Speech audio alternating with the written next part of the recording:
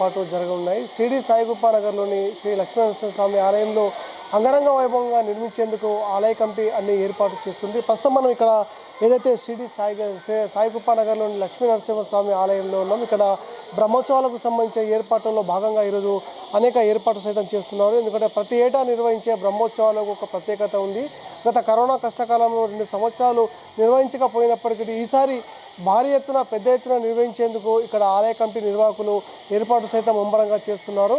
2వ తారీఖు నుంచి 4వ తారీఖు జరిగే 3 రోజుల పాటు జరిగే ఈ బ్రహ్మోత్సవాలను ప్రత్యేకంగా ఒక ఆకర్షణగా నిలిచాయి. ఎందుకంటే ఇప్పటికే నిజామాబాద్ జిల్లాలోని ఈ బ్రహ్మోత్సవాలకు సంబంధించిన ఏర్పాట్లు నిమగ్నం అవుతున్న నేపథ్యంలో ఏదైతే ఆలయం పూర్తి స్థాయిలో గోవింద నామస్మరణతో మారుమోగే ఆస్కారం సైతం ఉంది. ఈ పరిస్థితుల్లో ఆలయ కమిటీకి సంబంధించిన నిర్వాహకులు ఇక్కడ ఉన్నారు. వాళ్ళతో మాట్లాడే ప్రయత్నం చేద్దాం. ఎందుకంటే ఇప్పటికే నిజామాబాద్ నగరంలోని షిరిడి సాయికృప నగరంలో నిర్వహించే ఏదైతే లక్ష్మీనరసింహ స్వామి బ్రహ్మోత్సవాలకు సంబంధించిన ఏర్పాట్లు ఎట్లా జరుగుతున్నాయి ఏంటి అనే అంశంపై ఆలయ కమిటీకి సంబంధించి చైర్మన్ ఆయనతో మాట్లాడే ప్రయత్నం చేద్దాం. సార్ చెప్పండి సార్, ఎందుకంటే ఇప్పుడు ప్రధానంగా బ్రహ్మోత్సవాలు ఎప్పుడెప్పుడు జరుగుతున్నాయి, ఏ కార్యక్రమాలు ఉంటాయి?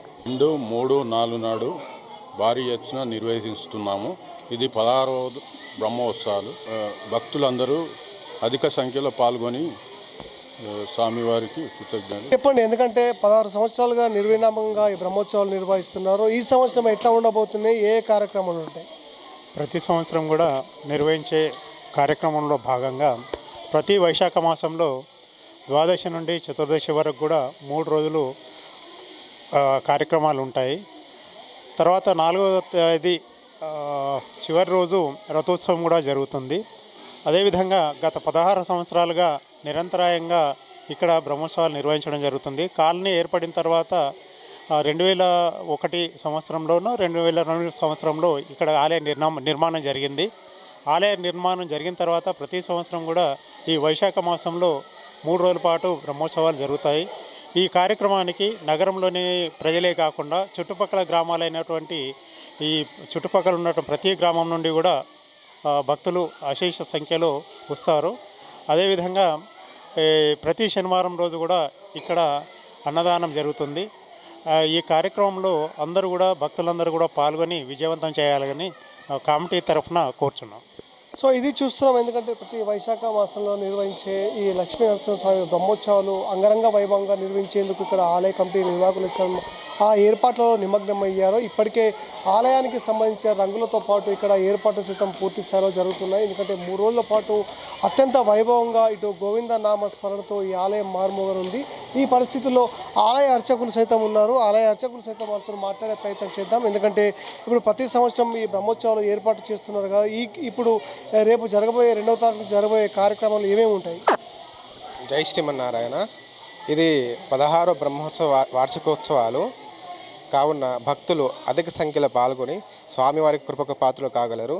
అనగా 2వ తారీఖు సాయంత్రము పుణ్యవాచనము అంకురార్పణ కావున 3వ తారీఖు పొద్దున్న అభిషేకము అలంకరణ, తర్వాత ధ్వజారోహణ, అగ్ని ప్రతిష్టాపన, బలిహరణం, మళ్ళీ సాయంత్రం అలాగే సేమ్ ప్రోగ్రాం ఉంటుంది.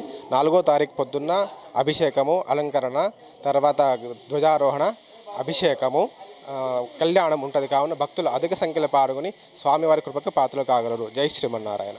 సో ఇది చూస్తున్నాం. ఎందుకంటే ఆలయం ఇప్పుడు అన్ని అంగుళాలతో నిర్మిస్తుంది. ఇందులో భాగంగా ప్రత్యేకంగా ఇక్కడ ఆలయంలో భక్తులకు ఎలాంటి అసౌకర్యాలు కలగకుండా సైతం ఏర్పాటు చేస్తున్నారు. ఈ పరిస్థితుల్లో ప్రస్తుతం ఏదైతే బ్రహ్మోత్సవాలకు సంబంధించిన ఏర్పాట్లలో భాగంగా ఆలయంలో ఎలాంటి వసతులు కావాలి, అదే తాగునీటితో పాటు 3 రోజుల పాటు జరిగే అనేక కార్యక్రమాలు సైతం ఉన్నాయి. ఎందుకంటే 2వ తారీఖు నాడు ప్రధానంగా చూస్తుంటే ఏదైతే పుణ్యవచనం అఖండ దీపారాధనతో పాటు అంకురారోపణము, తర్వాత దీక్ష ఆరతి, అదేవిధంగా మంత్రపుష్ప ఆరతితో పాటు తీర్థ ప్రసాదాలు సైతం ఉంటాయని చెప్తున్నారు.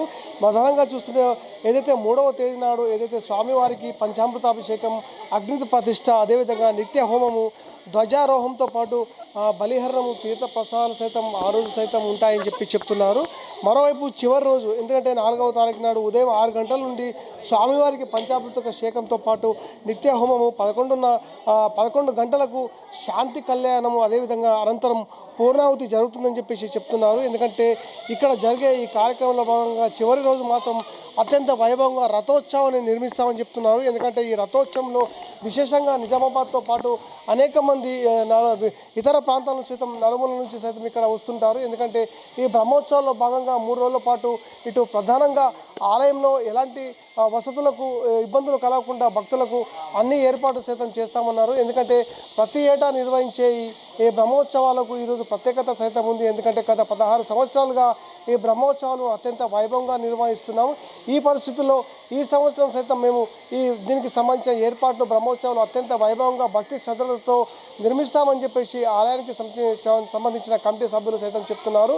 ఏదైతే ఈ రకంగా చూస్తుంటే మనకు బ్రహ్మోత్సవాల్లో భాగంగా ఈరోజు మనకు ఈ సాయి సిటీ కృపానగర్లోని లక్ష్మీ నరసింహస్వామి ఆలయం ఈరోజు మనకు 3 రోజుల పాటు గోవింద నామస్మరణతో మారుమోగే ఆస్కారం సైతం ఉందని చెప్పొచ్చు. కెమెరా పర్సన్ సాయితో ధనంజయ్, భారతీయ డిజిటల్ న్యూస్, నిజామాబాద్.